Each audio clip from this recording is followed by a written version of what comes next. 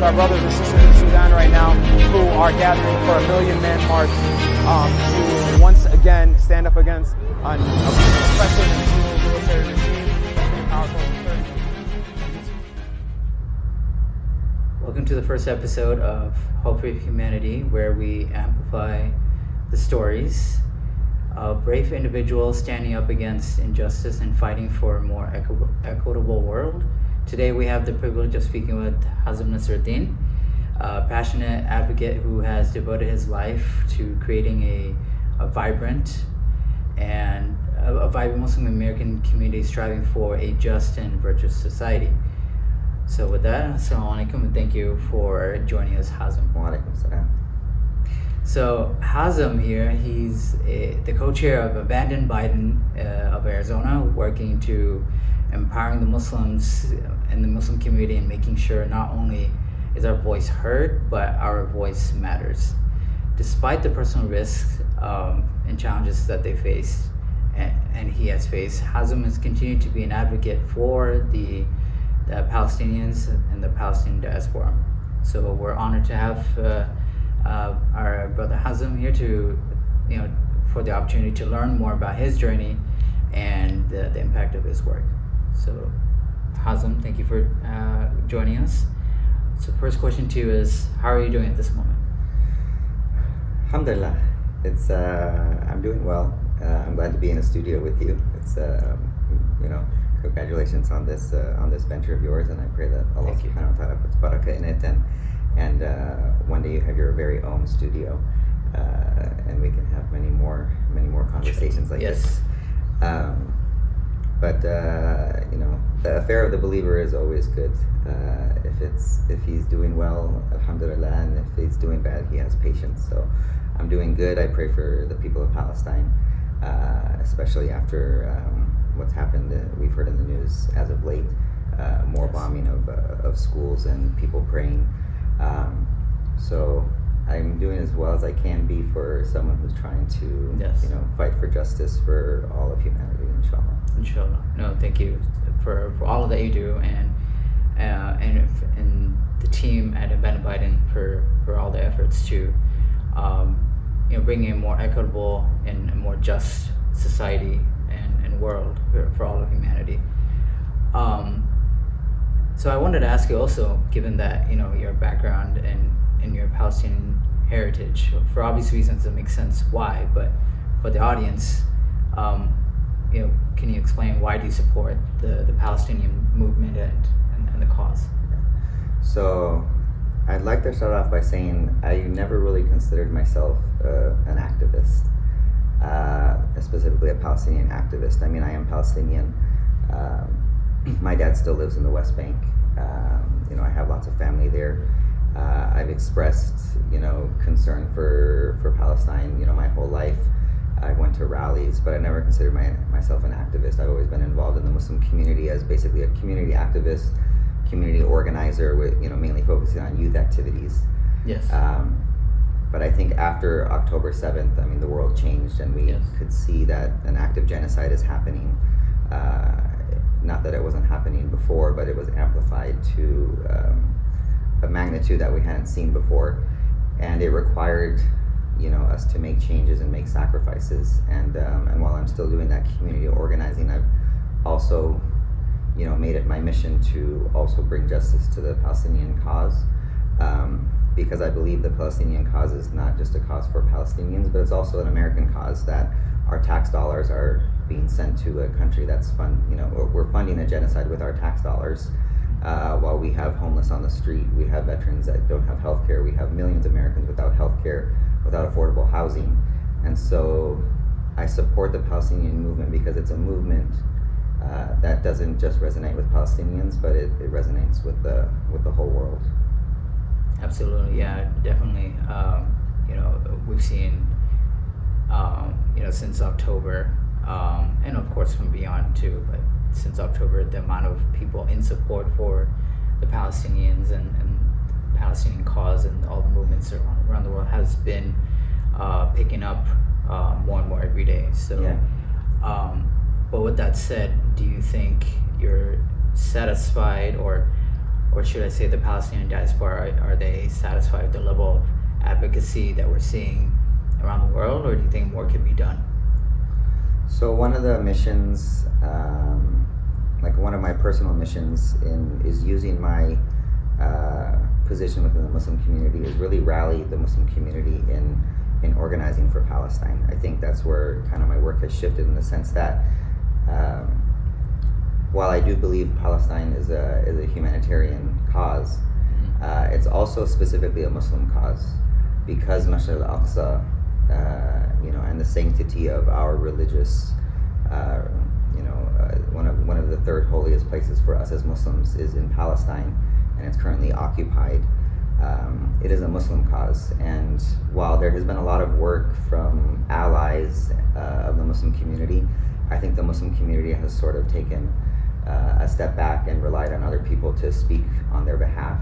And I think that it's hurt the cause overall. And so I'm really pushing for the Muslim community to step up, to be more vocal themselves.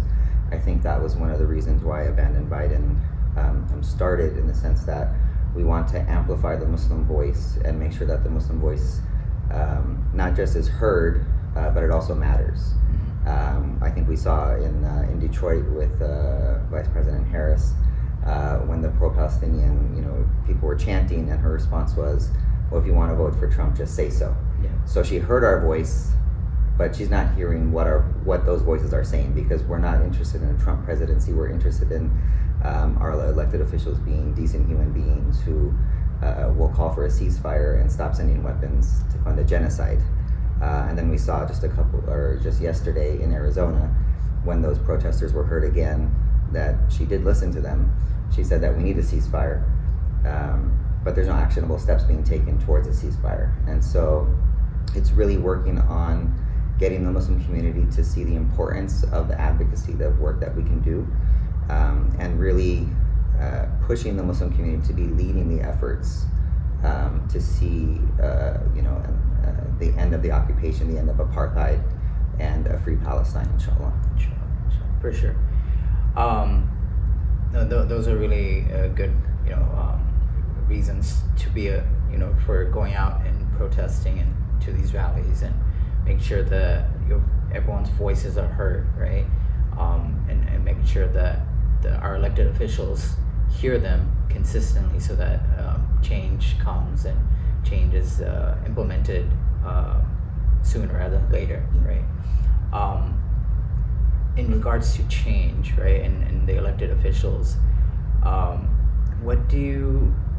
if they were here right now, if they were in front of us right now, what would your message be to those elected officials who aren't in support of Israel and not not calling for a ceasefire or a stop to a genocide? Yeah. My message to elected officials is, I think Cori Bush said it beautifully in her speech after $8.5 million were put into defeating her by AIPAC, that supporting Zionist policies is not going to be good American policy. You've seen the images, you've seen the videos. I'm sure that they've seen more than we see in our own social medias, because they're getting, I'm sure, raw footage if it's available to them. And they know what's happening on the ground. And it's time for you to be a person of conscience, stop being bought by AIPAC money, stop being funded by special interest groups. The American people are waking up, and they want true representation of what they want. And I think we have the power and the money, we have the numbers to organize. And my message to them is, if they do not change, they will be targeted by our efforts in electing officials that will represent us. Abandon Biden started with Biden. He stepped down. Harris is next, as she decides to call for a ceasefire and a weapons embargo on Israel. And any politician, for that matter, can be next. For sure. Yeah, no, certainly moving forward, we want to make sure that the officials that represent not only our society but entire U.S. and hopefully for the rest of the world, that they are aligned with our values and with our objectives, so that no innocent lives are lost for sure. And if you had a message for all those who are suffering in Gaza right now and all of Palestine, really, especially for the fathers, since you're a father yourself, what would your message be? So,